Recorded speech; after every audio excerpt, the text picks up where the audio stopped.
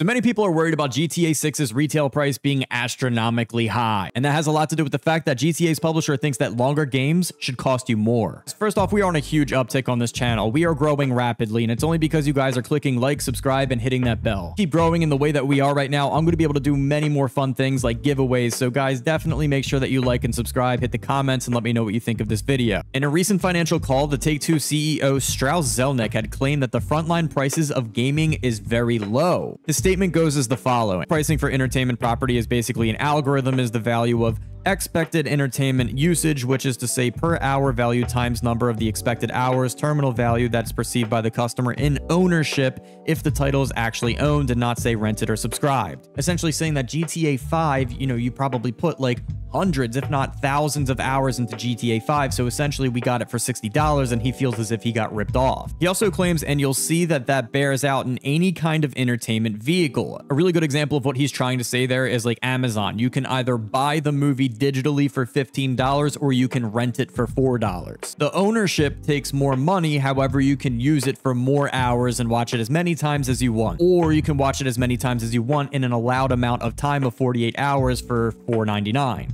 Phil Spencer is literally swinging at the air right now. However, I don't think that people understand how bad that would be for the consumer. I'm not even gonna lie to you guys. If GTA 6 ended up costing me $100+, I wouldn't even flinch at paying it. In GTA 6's case, it's more likely than not that the game is going to last a very, very long time, full of substance and replayability. However, if it becomes the industry standard that the longer the game takes to complete, the more inflated the price can be, I could see developers taking complete advantage of that. While this could potentially deflate the price of a lot of games that have less shelf life and replayability, I also think that developers will catch wind of that, and they will begin to add fluff and substanceless bullshit into their games that would eventually just inflate the price of the game so they could get paid more. Many people complain about the $10 jump for premium titles going from 60 to 70. I completely agree that it's actually probably fine as a standard. Believe it or not, I just think that that's a little bit more consumer savvy rather than having people just inject some extra hours into a game that could be completely substanceless. Like, they could literally just put anything they want inside of the game that fluffs it up to make sure that the hours inside of the game expands, which would inevitably make the game a little bit more expensive and fill their pocket. And yes, as a consumer, we probably could be able to sniff out that type of game development process and really just like actually weed out the people that are doing that, but it also does seem like it's an extra step as a consumer that nobody wants to take out of sheer greed. Complete flip side to this entire theory, and that's if somebody's spending 1,000 hours inside of your game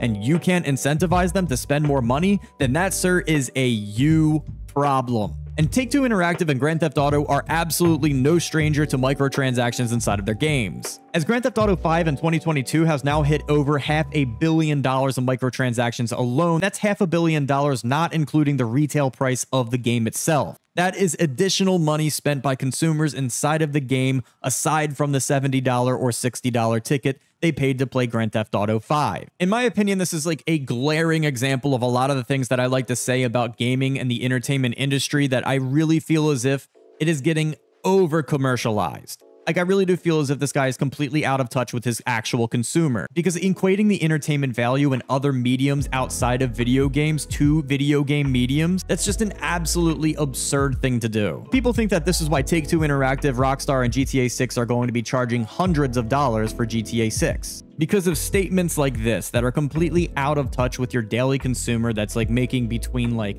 $30,000 to $60,000 a year if they're lucky, and just wants to play a game for 2 hours a night before they go to bed to escape their everyday grind. Like, I genuinely don't think that executives that think this way even have any idea what that feels like, to just come home from work, take your shoes off, do everything that's expected of you, and just squeeze in maybe 45 minutes to 2 hours of just playing a video game before you go to bed so you can completely decompress. Like, somebody that's worth $330 million would have no idea what that feels like genuinely have no idea. What do you guys think about this? Should GTA 6 be hundreds of dollars because it's going to give you thousands of hours of entertainment potentially?